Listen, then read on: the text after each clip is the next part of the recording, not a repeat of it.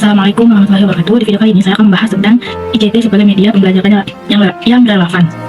Baiklah, sebelumnya, kenalkan nama saya Ulfiya Pranadisa. Ini 21 kelas PD. Jika seperti yang dibahas dari awal tadi, kita akan membahas tentang ICT. Jadi sebelum kita mengenal ICT sebagai media pembelajaran yang relevan terlebih dahulu, maka baiknya kita harus mengetahui apa itu pengertian dari ICT. Apa sih ICT itu? Nah, kalian bisa lihat di video kali ini saya akan membahas tentang pengertian dari ICT. Nah, jadi ICT itu singkatan dari Information and Communication Technology, atau dikenal dengan teknologi informasi dan komunikasi. Nah, ICT ini ialah istilah yang digunakan untuk menggambarkan penggunaan teknologi dalam memperoleh, menyimpan, mengirim, dan memanipulasi informasi. Menurut UNESCO atau Unit Nation Educational, Scientific, and Cultural Organization, ICT merupakan konsep yang melibatkan penggunaan teknologi komunikasi seperti teknologi telepon, radio, dan televisi, serta komputer dan perangkat lunak untuk memproses mengubah dan menyimpan informasi secara digital. Nah, yang kedua yaitu contoh pengembangan ICT dalam proses pembelajaran PAI. Apa sih contoh dari pengembangan ICT dalam proses PAI ini? Nah, di sini banyak sekali, saya kutip, itu ada 9. Nah, di sini saya akan bahas satu persatu. Jadi yang pertama ialah pembelajaran berbasis web. Platform pembelajaran berbasis web ini dapat digunakan untuk menyediakan akses ke materi pembelajaran PAI secara online. Jadi guru dapat membuat ruang kelas, baik itu kelas 7, 8, 9 atau 10, 11, 12. Nah, di mana siswa ini dapat mengakses materi, tugas, dan sumber daya pembelajaran yang telah dikirimkan oleh seorang guru. Nah, selain itu, platform ini juga dapat digunakan untuk berkomunikasi dan berinteraksi, contoh dari kayak guru dan siswa. Nah, yang kedua yakni e-book materi digital. Nah, e-book ini ialah buku teknologi atau buku internet yang merupakan bentuk materi pembelajaran dalam bentuk digital yang dapat diakses melalui perangkat elektronik seperti tablet atau laptop.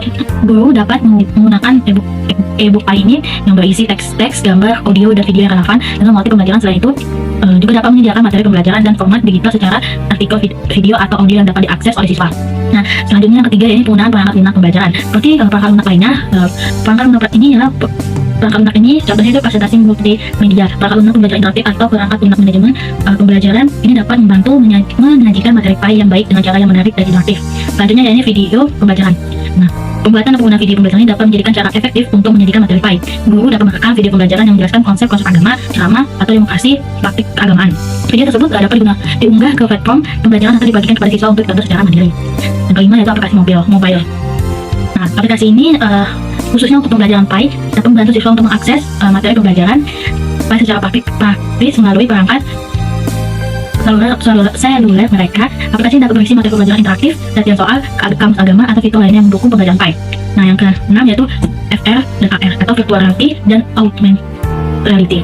Nah, teknologi VR dan AR ini dapat digunakan untuk menciptakan pengalaman pembelajaran yang impresif dan menarik. Misalnya, siswa dapat menggunakan headset VR untuk mengunjungi tempat-tempat suci atau melakukan perjalanan virtual ke tempat bersejarah yang terkait dengan agama Islam.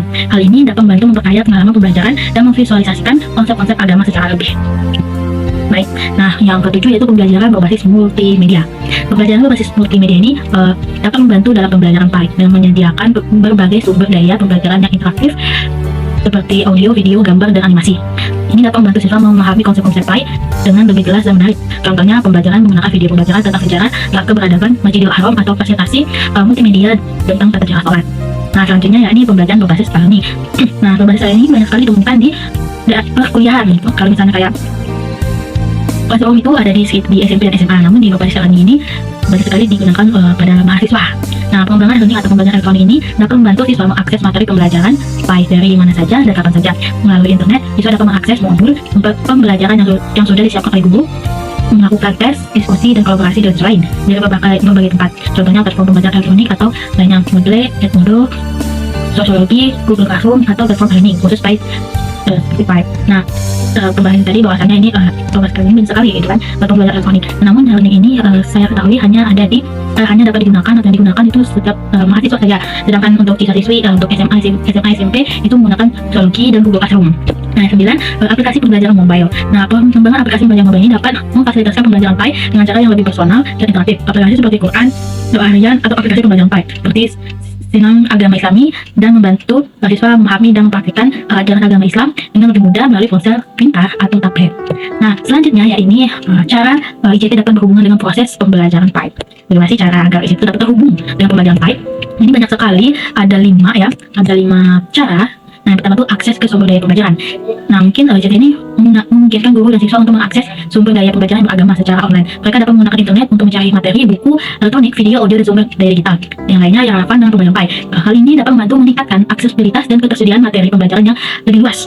Yang kedua ya, ini melalui interaksi dan kolaborasi. Melalui penggunaan JT ini, siswa dapat berinteraksi dan berkolaborasi dalam pembelajaran PAI. Mereka dapat berpartisipasi dalam forum diskusi online, platform pembelajaran berbasis kolaborasi, atau menggunakan alat komunikasi digital secara online, seperti email, chat, atau konferensi video untuk mendiskusikan berbagai pendapat dan memperluas pemahaman tentang materi PAI. Dan ketiga yaitu penilaian pembelajaran. Nah, penilaian pembelajaran ini dapat digunakan untuk melaksanakan penilaian pembelajaran PAI. Misalnya, penggunaan platform pembelajaran online dapat menyediakan teks atau kuis secara online atau digital untuk mengukur pemahaman siswa terhadap materi pembelajaran PAI. Selain itu, pemanfaat perangkat lunak atau aplikasi khusus dapat membantu dalam melacak dan penilaian kemajuan siswa secara individual. Nah, yang keempat yakni media pembelajaran interaktif. Ini memungkinkan pengembangan media pembelajaran interaktif ini untuk memahami konsep PAI, misalnya penggunaan presentasi multimedia, simulasi interaktif, video pembelajaran, atau permainan edukatif yang dapat melibatkan teknologi dan dapat membantu memvisualisasikan dan memperkuat pemahaman siswa terhadap topik PAI yang diajar. Yang kelima yakni penggayahan pengalaman pembelajaran. Nah, ICT dapat memperkaya pengalaman pembelajaran dan PAI dengan memanfaatkan teknologi yang relevan, misalnya menghadiri tamu, pembicara melalui konferensi video, mengunjungi situs web atau aplikasi yang menyajikan tempat-tempat suci atau artefak agama, atau menggunakan perangkat lunak khusus untuk menambahkan simulasi atau perjalanan virtual yang terkait dengan materi PAI. Nah, jadi penggunaan JT dalam pembelajaran PAI dapat membantu meningkatkan keterlibatan siswa, aksesibilitas materi pembelajaran, kolaborasi, serta memperkaya pengalaman pembelajaran mereka. Namun, pentingnya untuk memastikan bahwa penggunaan ICT diintegrasikan secara efektif dan sesuai dengan tujuan pembelajaran PAI, serta menghormati nilai-nilai agama yang relevan. Nah, yang keempat ini contoh aplikasi media pembelajaran elektronik yang dapat digunakan dalam proses pembelajaran PAI. Jadi bagaimana sih contoh dari aplikasi media pembelajaran elektronik yang dapat digunakan dalam proses pembelajaran PAI? Nah, ini ada 5 ya.